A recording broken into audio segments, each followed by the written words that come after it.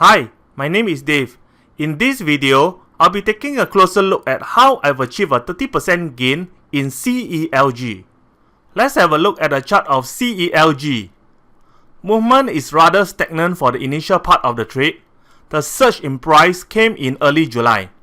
Entry is on 1st June with exit on 9 July. In summary, this is a bullish trade that has entry price of $2.76 and exit price of $3.61. Patience is the key to this successful trade. A nice 30% gain for this trade. Let's take a quick look at the live statement of this trade.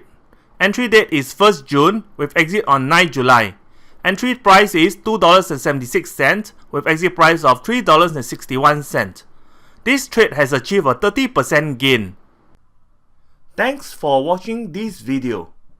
You can watch more free videos at WhaleTrades.com.